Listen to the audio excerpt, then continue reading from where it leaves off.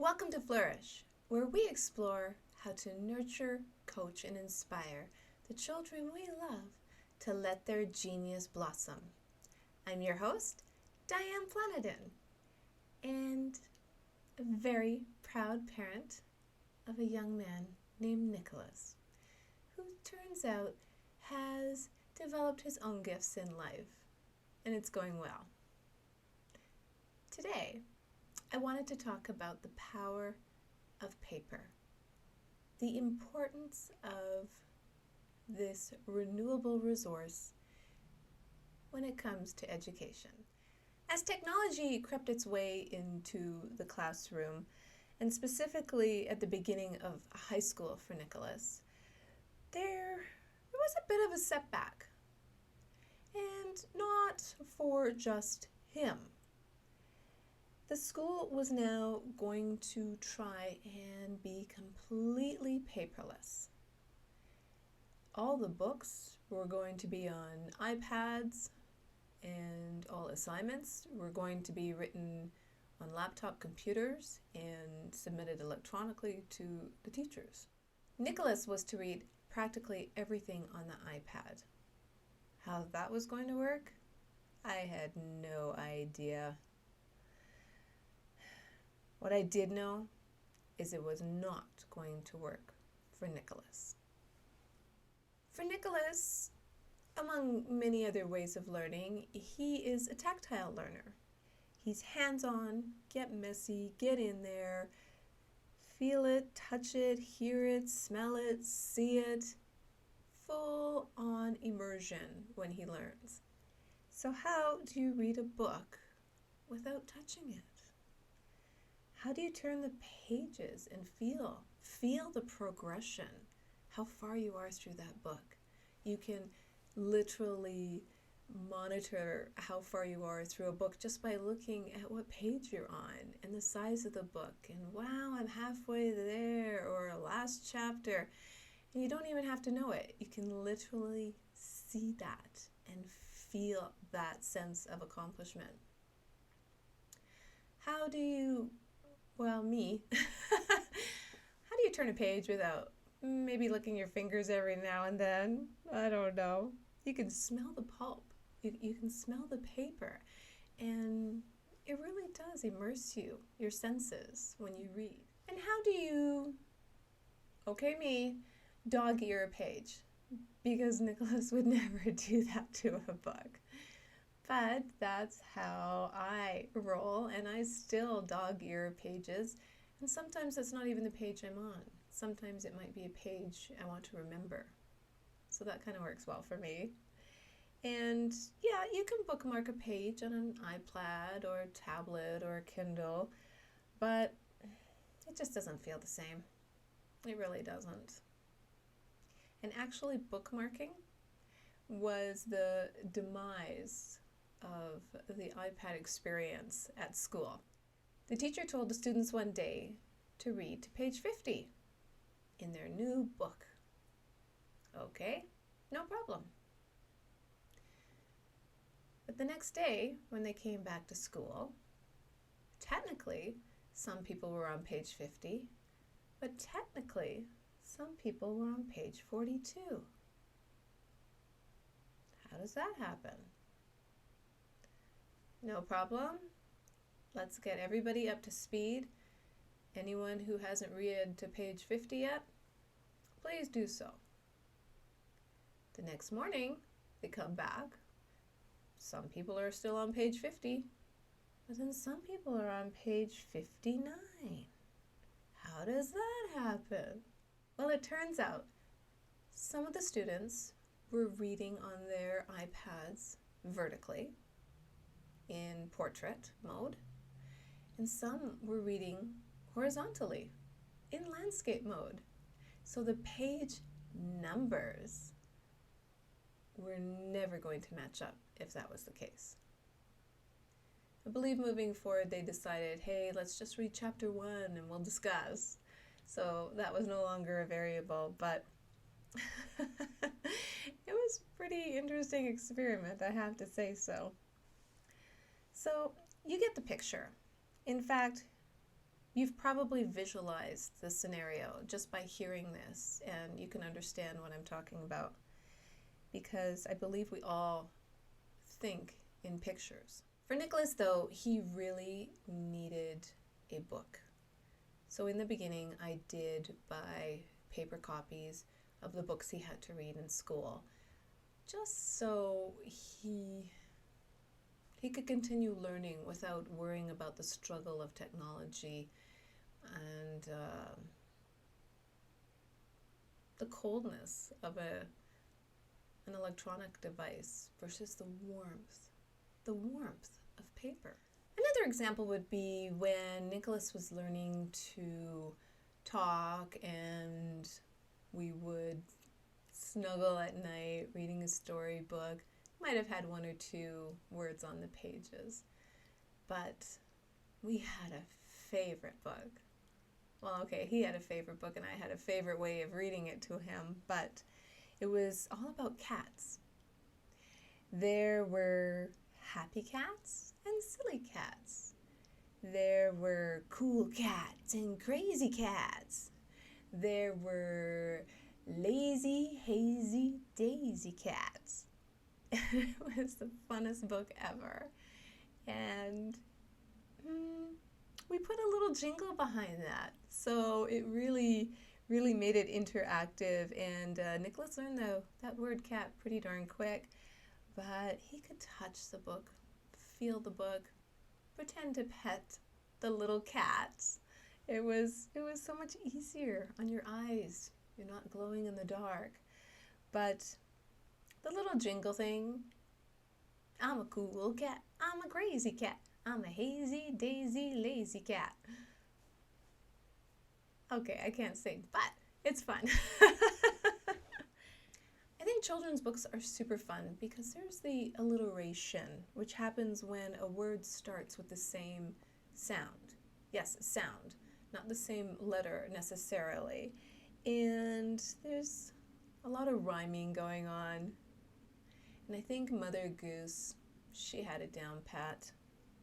3 gay geese in a green field grazing.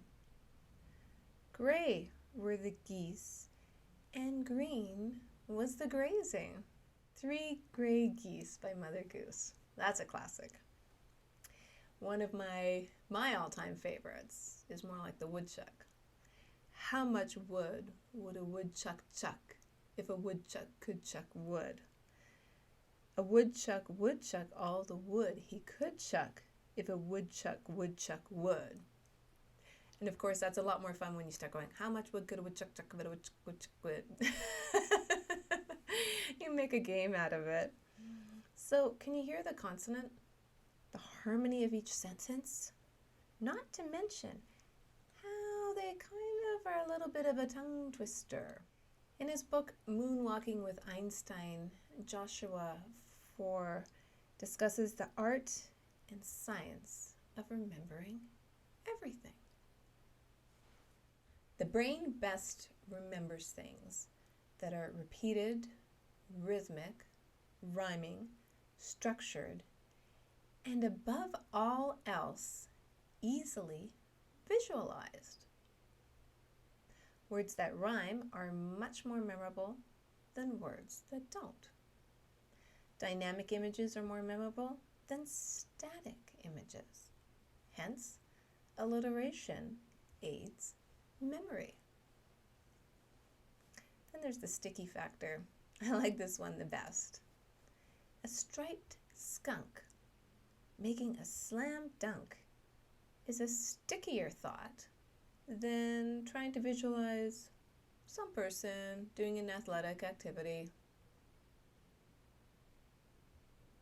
I think he's got something there. That's just boring. Who wants to look at some person when you can be looking at a striped skunk? He goes on to discuss the most useful of all mnemonic tricks, and that is song. If you can turn a set of words into a jingle, just like the cats, they can become exceedingly difficult to throw out of your head and forget about. think about how you learned the alphabet. A, B, C, D, E, F, G. Think about your favorite song and you hum along to it. Maybe when you're doing something monotonous like the dishes, but a little favorite song gets on and you're doing the dishes in harmony. It's catchy when our brains find patterns and structure in information. It's how we extract meaning from the world. Putting words to music and rhyme are a way of adding extra levels of padding. Extra levels of padding and structure to language. And so is the Post-it note. And I guess if I used a Post-it note instead of dog-earing my books, they would be in better shape, but that's an aside. If you don't know what a Post-it note is, it's this tiny square shape usually of paper with a little strip of low-tack adhesive on the back. And you can move it around, attach it temporarily to documents, walls, computer monitors, or in my case, I have them on my bathroom mirror. Not only as reminders, but as sayings. And right now, I have a huge saying on my bathroom mirror because I love quotes, and it's the first thing I see every day. And it's, where your attention goes, your energy flows. It reminds me to pay attention to the major things and forget about the minors. The Post-it note as a sidebar was actually invented by accident. There was a 3M employee called Spencer Silver who needed to create a new adhesive, and he created one that was only temporary. Well, how is that going to work? And then a friend of his that worked there started using these tacky paper in his hymn book at church. The rest is history, which I think is kind of neat. But before the Post-it note, it used to be that if you wanted to brainstorm with a group, or even in a classroom, you'd start writing on a chalkboard. And then the chalkboard got a little fancy and it turned into a whiteboard. And then the whiteboard got glamorous, and then it was an overhead projector with plastic film that you could write on and erase. And then after that, well, now there's PowerPoint, which is great, but it doesn't allow for creativity and collaboration when you are discussing material. It's not like you're going to stop your PowerPoint and change the slide. That's where I think the new term design thinking came into place, where when people want to gather their thoughts together, instead of a blackboard, they're now writing on glass with those glass writers that's erasable. Very cool. And in design thinking, a lot of Post-it notes are used.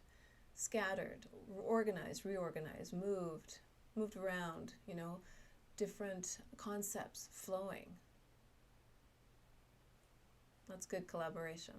Design thinking really pushes a person to think differently in different combinations because we are creatures of habit and we rely on our knowledge and our habits that we've accumulated thus far. So sometimes it's hard to break out of that barrier that we create for ourselves, to be honest. We form patterns and it limits our perspective and our problem solving. And sometimes it just creates havoc and overthinking. So design thinking is using a few different methodologies and combining that. And the best method is really done using paper. So you can see the big picture and you can think out loud. But is this really a new idea? Not really. It's simply another way of problem solving. And it is the way that police have been solving mysteries for decades, because they lay it all out and solve the mystery and form conclusions and they collaborate versus being singular and working on their own. I just really think it's awesome that it's expanded into the workplace, and not only in technology, in any workplace. And I would love to see more of it in the classroom, where students got to just write things on the wall and put their thoughts on a sticky note and throw that sticky note up on the wall and just, share their thoughts, their ideas out loud and see what magic can happen. I would love to hear from you about the power of paper, and specifically the post-it note, to create new ideas through divergent and convergent thinking. Because I think there's a lot of great ideas out there and a lot of things happening, and we need to share with the community. And how else do you use paper? For me, I have notebooks. I have a paper calendar. I have my post-it notes. But I also use technology. I have my reminders on my phone. I will use my voice memo to make a thought. Maybe if I'm driving or something, I can't write it down, but then I write it down later in my notebook, and then later you'll hear it in an episode. So it's all very much on purpose. So back to the technology in the classroom. The laptop was to be used for doing all of your reading and writing and submitting papers to the teacher for grading.